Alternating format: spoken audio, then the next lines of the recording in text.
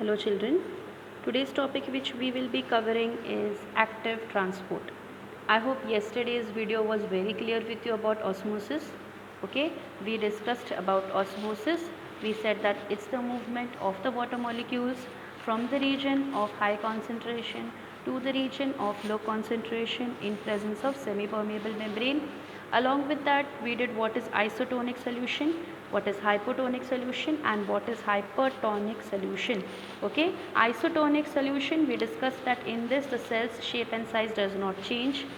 In hypertonic solution, the cell will shrink and lose its shape, and in hypotonic solution, the cell will be bulging as well as it can enlarge or it can even burst. Okay, now on page number 43, there is one diagram which is given about the fate of animal cell RBC and a plant cell when they are placed in three different kinds of salt solution. Okay, so here we have three different kind of salt solutions and three different scenarios. So first let us see the animal cell.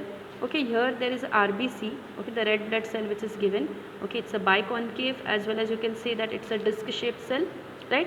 So here first of all, water entering the cell equals the water leaving it. When this is an isotonic solution, equal amount of water entering, okay, and equal amount of water leaving.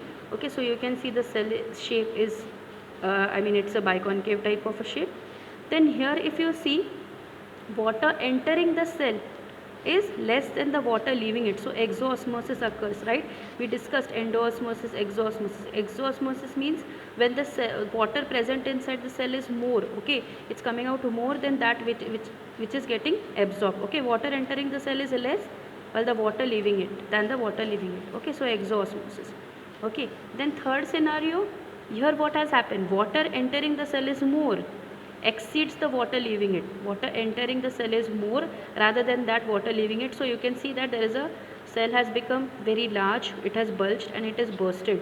So here we can say that it is a hypotonic solution, here hypertonic solution, and here isotonic solution. Okay, then the plant cell, no loss or no gain of water by the cell, that's the isotonic solution. When hypertonic solution comes, water comes out of the cell, exoosmosis occurs, water is coming out of the cell when it's in a hypotonic solution. And then whereas hypotonic solution, water enters the cell, so endoosmosis occurs. I hope what is isotonic, what is hypertonic, and what is hypertonic is clear. Isotonic, both the concentration, that is the outer concentration as well as the inner parts, both are same. Okay, the relative concentration of water molecules and the solute are same. Hypotonic, we said, when we say that the solution outside the cell has a low concentration. Okay, hypotonic solution outside the cell has low concentration, and hypertonic, we can say solution outside the cell has higher concentration. Your solution outside has low concentration, your solution outside has high concentration. So I hope these three things are clear. When we spoke about osmosis, we spoke that it's the concentration, it's from the higher concentration, the passage of water molecules from higher concentration to the lower concentration. So I hope it is clear. If it's not clear, you can just once again revise osmosis by hearing the previous video. Now today we are going to cover up three major things, that is active transport, then we are going to see what is actually flaccidity, turgidity, and also we are going to see another thing which is called as plasmolysis. Okay, so first let us see what is actually active transport. What's the definition of active transport? Active transport, we say that it is the passage of the substance, that is salt or iron, from the lower to higher concentration through a living cell membrane using energy from the cell. So here what is when we were talking about osmosis, we said that it's the region of high concentration to low concentration, but what was the passage of? It was the passage of water molecules. Here what is the passage? The passage of a substance. That substance can either be a salt, either be an ion, and from where it is passing? It is passing from low concentration to high concentration. And when it is passing from the low concentration to high concentration, it requires a certain amount of energy. It needs a certain amount of energy. Now I'll just take you back to the definition of diffusion. Okay, so what was the definition of diffusion? Diffusion, we said that it is nothing but what? It is the free movement of molecules of substance from a region of high concentration to region of low concentration. So here then I had explained you the experiment of diffusion. We had seen how diffusion is taking place, that from this there was a solute over here, so slowly from a high concentration going to a low concentration, high, low. So from high it was going to low. Okay, here the presence of solute. Okay, we are talking about the movement of the solute. But here what happens? The inverse. When we are talking about active transport, it is from the lower to higher concentration. So when it is from the lower to higher concentration, it will be requiring certain amount of energy. Okay, it will be requiring certain amount of energy. And you tell me that if the cell requires energy, from where will it get it? Obviously from the glucose, or we also say from ATP, that is adenosine triphosphate. So that is called as active transport. Active transport, passage of substance, that can be a salt or an ion, from a low concentration to a high concentration within the, through a living membrane. Okay, that living cell membrane, it can be plasma membrane or it can be the cell membrane. And when this process is taking place, what will happen? It will need certain energy. So here in bracket it is given active transport is in a direction opposite to that of diffusion. Yes, diffusion, about diffusion, higher to low, active transport low to high. I hope these aspects, these points are very, very clear. So here what happens actually in active transport? Active transport is in a direction opposite to that of diffusion. Now here if you see, these are the root cells. Okay, this is the root cells. Okay, for just I have just made an example. For example, this is a structure.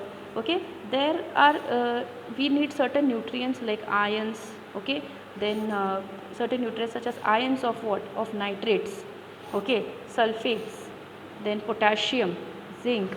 Okay, all these are needed. Okay, these are essential for the plant growth or for the survival of the plant. Now this has to go inside the root cells. Okay, but they can't pass through the cell membrane very easily. Okay, these ions which are there, they can't pass through the cell membrane easily. So why can't they pass very easily?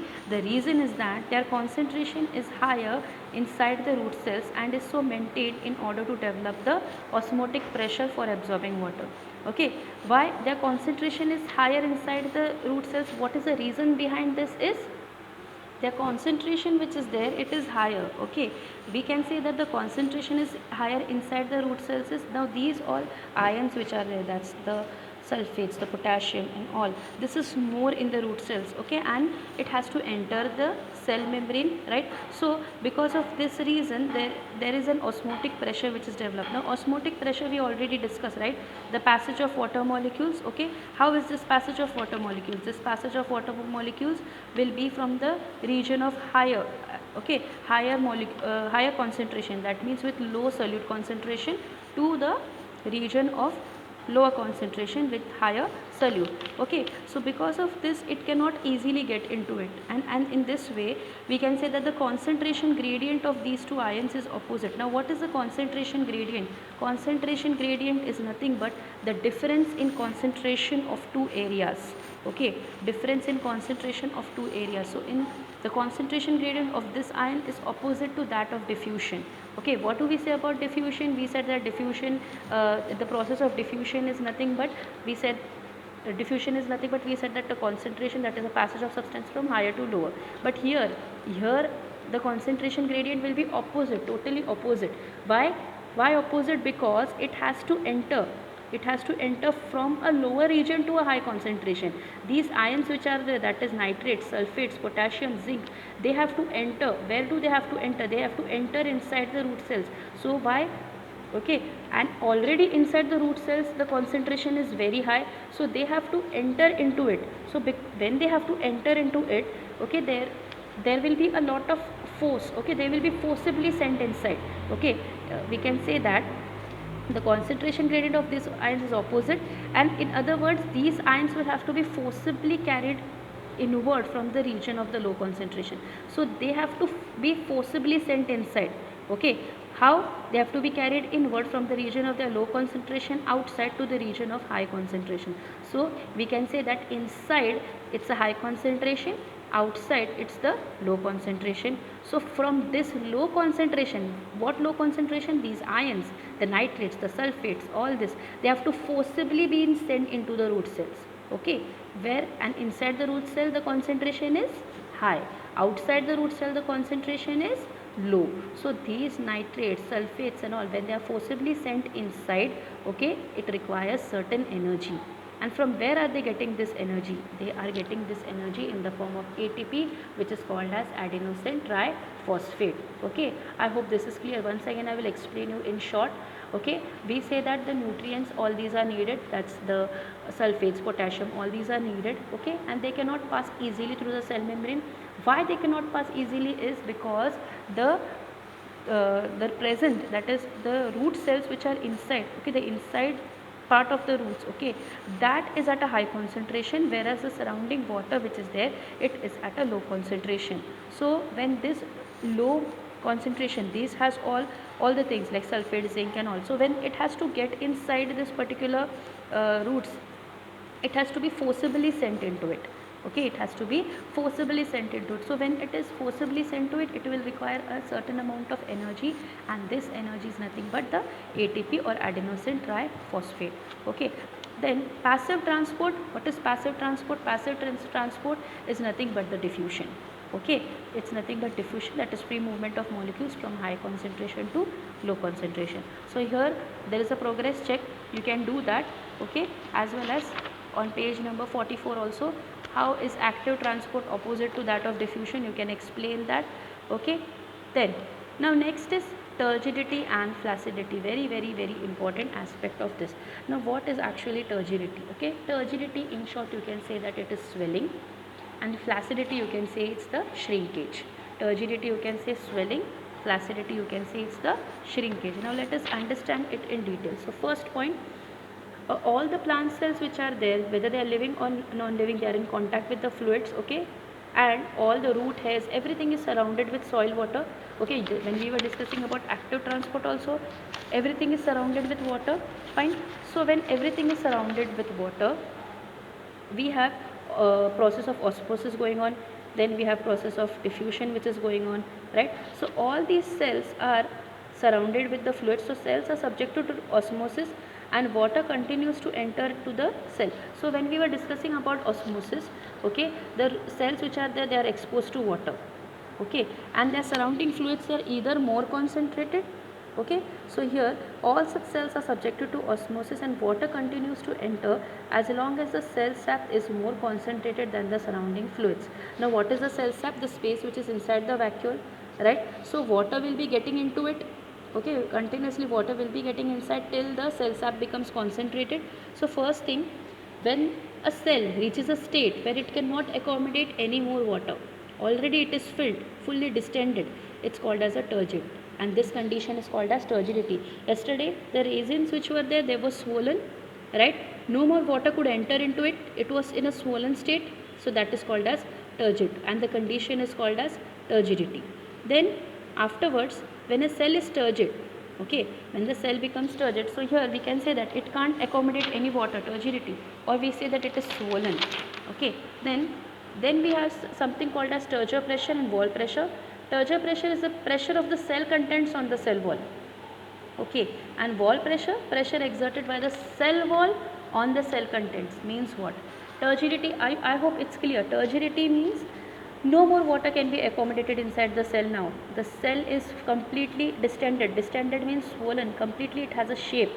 Okay, then we can say that when a cell is turgid, when the cell becomes turgid, its wall is stretched under pressure from inside. So there are two things which are over here which we need to understand over here. One is the turgor pressure and one is the wall pressure. So here we can just see the diagram here. Now this is a turgid cell. Okay, plant showing osmotic pressure, turgor pressure and wall pressure representing together. Everything is there over here. Osmotic, turgor, everything. So here osmotic pressure, you can see water moves in the cell due to osmotic concentration of cell content. So water is getting inside. Okay, now the cell is swollen over here. This is the vacuole, or we can say the cell sap. Now here we can see that when the cell is turgid, it is stretched under the pressure from inside and in turn presses the cell contents towards the center. So you can see that here the cell contents are getting towards the center, okay, and one more pressure is exerted outside the cell wall. So see here, cell contents presses the wall, okay, cell contents presses the wall, and here you can see that there is another which is called as the wall pressure over here. Okay, so what is turgor pressure actually? Pressure of the cell's contents on the cell wall. So the contents which are there in the cell, they provide a pressure on the cell wall. The contents in the cell provide a pressure on the cell wall, which is called as turgor pressure. Okay, cells contents will be putting a pressure on the cell wall, which is called as turgor pressure. Cell contents presses on the wall. Then what is wall pressure? Okay, wall pressure is pressure which is exerted by the cell wall on the cell contents. So cell wall which is there, it will be exerting a pressure on the cell contents. Cell contents exerting pressure on the walls, walls exerting pressure on the cells, which is wall pressure, turgor pressure. So if you see, it's kind of a balanced pressure. Are you understanding? Cell contents exerting on the cell wall exerting on the cell content. So it's a balanced kind of pressure, turgor pressure, wall pressure. Okay, so here we can say that, so I hope it's clear, turgor pressure, cell contents pressing the cell wall pressure, cell wall pressing the cell contents. Okay, now anytime what will happen, this pressure will be so much that this will rupture, cell wall will rupture. So you must have seen certain vegetables and fruits are rupturing. For example, tomatoes you can see rupture, right? Why? Because of this only, because of the turgor pressure, wall pressure, because it becomes too much turgid, it swells and bursts out or ruptures. Now, when the cell is turgid, the cell is in somewhat balanced state. As I told you, no more water is entering in it. So turgor pressure equal to wall pressure counterbalances the wall pressure, okay, and there is no more absorption, okay, there is no absorption, and even though the concentration of the solutes inside the cell may be greater than outside, even though solutes are more inside, no more absorption of water, they both will be in the same condition, they both will be having the same condition. I mean same condition means they will be exerting same pressure on each other. So I hope this is clear what is actually turgidity. Turgidity means a state where the cell reaches where it cannot absorb more water. That's the turgid state. Okay, and there will be two types of pressure exerting, turgor pressure and wall pressure. Turgor pressure we will say when the cell contents are exerting, pressing it on the cell wall. Wall pressure when the cell wall is exerting on the cell contents. So here this is about the turgidity. I hope this all the points are very clear with everyone. Okay, now next important thing, which is plasmolysis and flaccidity. What is actually plasmolysis now? Okay, here I have just analyzed what is turgor pressure, pressure of the cell contents on the cell wall pressure, pressure exerted by cell wall on the cell contents.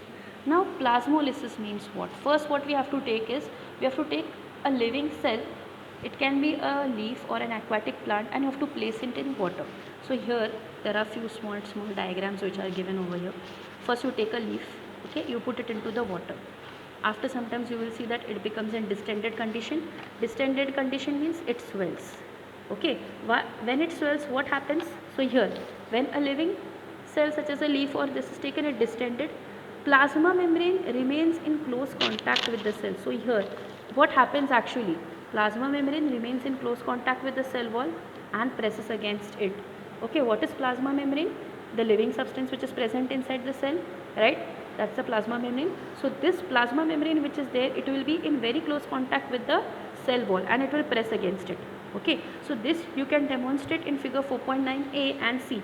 Can you see 4.9a? The cell in water in normal turgid condition. So here you can see upper A and B, plasmolysis of the leaf. I will explain you what is plasmolysis. So here you see the cells, can you see the plasma membrane which is in contact with the cell wall. Okay, the plasma membrane in contact with the cell wall. This is the cell wall, this is the cell wall. So here if you see, all the plasma membrane is over here. Okay, just like a rubber bladder of the football pushing against the leather casing, right? Very, what we can say, swollen, fuga hua, like a balloon. Okay, then afterwards, second condition, what you have to do, you have to take this plant cell in 5% salt solution. To take this particular leaf, okay, and you have to put in 5% salt solution. As soon as you put it in the salt solution, it loses its distended condition. Remember the raisins, okay, when the swollen raisins were put in the sugar solution, what happened to them? What happened to them? They were losing, they were shrinking, right? So here cytoplasm will shrink, plasma membrane will withdraw from the cell wall. Here plasma membrane was in very close contact with the cell wall, but when it was put in 5% solution, plasma membrane will be shrinking, okay, and it will withdraw from the cell wall. Okay, now this shrinkage which is there, it's called as plasmolysis.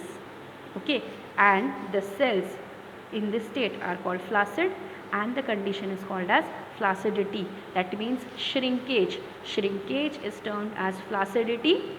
The condition is flaccidity. The cells are flaccid, and the shrinkage from the cell wall is called as plasmolysis. Okay, it's called as plasmolysis. Fine. So here what happened? Flaccidity is, we say that it's a reversal of turgidity.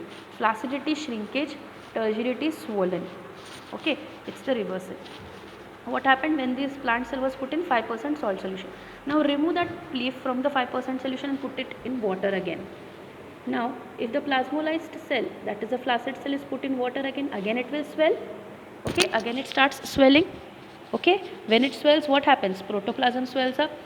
Okay, again it will press against the cell wall. Now what has happened? The recovery of the reversal of plasmolysis is deplasmolysis. Again it has come to the original shape. So here we will call it as deplasmolysis. Here we will not again call it as what? Turgidity. We will call it as deplasmolysis. So here we say that to understand, if however a plasmolyzed cell is returned to water before it is dead, it swells up again, and the recovery of the reversal is called plasmolysis. Now you can easily understand plasmolysis means what? Plasmolysis is the outflow of the water. Outflow means the water will be given out, and deplasmolysis is the re-entry of water, come inside again. Okay, so here once again this A figure indicates turgidity of the cell. Okay, then we have 4.9 B, D and F. B is placed in the salt solution, so you can see shrinkage. Okay, the plasma membrane has moved out from the cell wall. Okay, even you can see in D and F. Here it's D and here it's F. Okay, D and F part, plasmolyzed cell here, as well as you can see how these particular cells are plasmolyzed cell, turgid cell. So this is a turgid cell. Okay, this is a turgid cell. D, E and F are cells after immersion in hypertonic solution and the shrinkage of protoplasm from the cell wall. Okay, so here finally we can define all the three terms. Again I'll be explaining you this diagram tomorrow. For now, today you just understand the definition of this. You just be clear with 4.9a and 4.9b. 9a turgid, b flaccid. Okay, turgidity is a state of the cell in which cell wall is rigid and stretched by increase in the volume of vacuoles due to absorption of water. Vacuoles are absorbed. Plasmolysis, contraction of cytoplasm from the cell wall caused due to withdrawal of water when placed in hypertonic solution. I hope you are clear what is hypertonic solution. Hypertonic solution, when we are talking about hypertonic solution, okay, the concentration gradient, we said that the concentration gradient which is there, sorry, not the concentration gradient, the concentration of the particular, we can say that for a hypertonic solution, the concentration of the solution outside the cell will be at a higher state. Okay, it will be at high concentration. So plasmolysis is contraction of cytoplasm, and flaccidity is the condition in which the cell content is shrunken. Okay, we can say that the cell is shrunken as well as the cell is no more tight and the cell is said to be flaccid. I hope all these points are clear. Tomorrow again we will revise turgidity, plasmolysis, flaccidity, and we will go to the next aspect. I hope active transport is also clear. You can just watch the extra marks video. It will become more clearer for you. As well as on YouTube also there are sites where explaining active transport in form of animation and all. You can just see that. Thank you so much.